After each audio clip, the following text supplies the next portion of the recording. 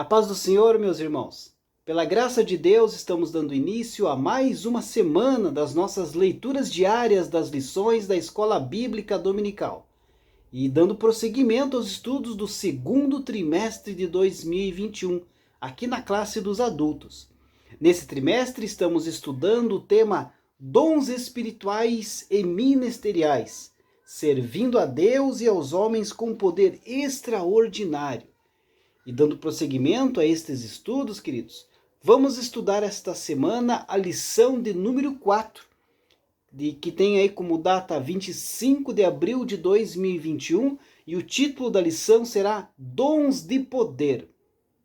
A verdade prática da lição, queridos, destaca que os dons de poder são capacitações especiais em situações que demandam a ação sobrenatural do Espírito Santo na vida do crente.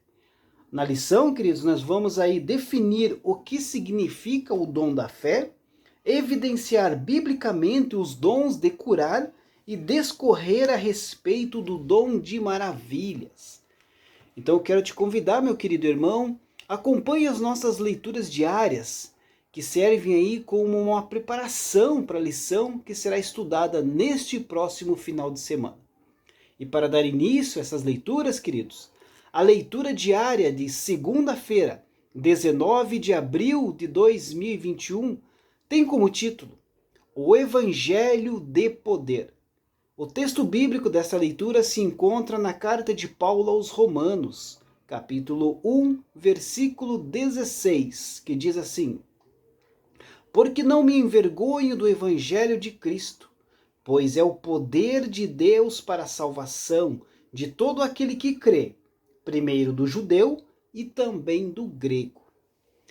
Queridos, o apóstolo Paulo não diz que o Evangelho tem este poder, mas que é o poder de Deus, o próprio poder de Deus, único, incomparável, onipotente. Quando o Evangelho é proclamado no Espírito Santo, queridos, o poder de Deus está trabalhando. Não há limitação nesse poder, pois Deus é onipotente. O Evangelho, queridos, é o poder de Deus para a salvação. Não é um poder destruidor, mas sim um poder salvador. Não é um poder que mata, mas é um poder que dá vida. Não apenas vida física e terrena, mas vida espiritual e eterna. Não há salvação fora do Evangelho, pois o Evangelho, queridos, é a boa nova de Cristo. O Evangelho trata do que Deus fez por nós por intermédio de Jesus Cristo. Não somos salvos por aquilo que fazemos para Deus, mas pelo que Deus fez por nós em Cristo.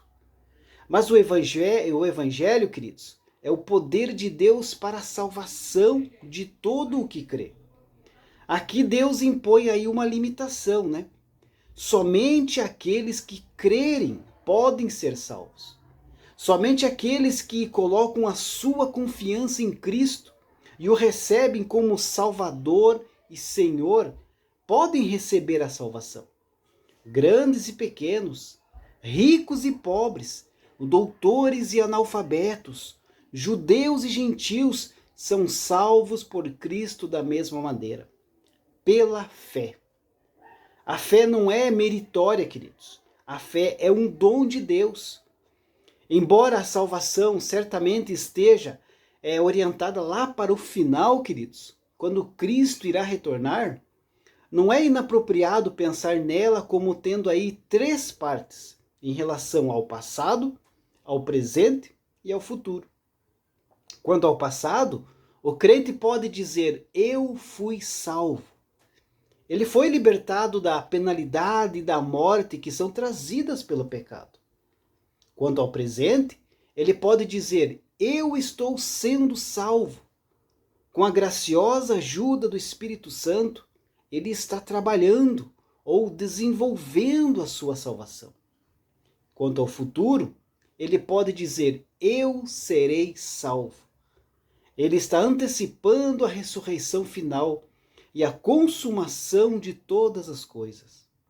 A salvação, queridos, é da penalidade, do poder e da presença do pecado. É a justificação, a santificação e a glorificação. É no seu sentido mais abrangente que Paulo aqui fala do Evangelho como o poder de Deus para a salvação.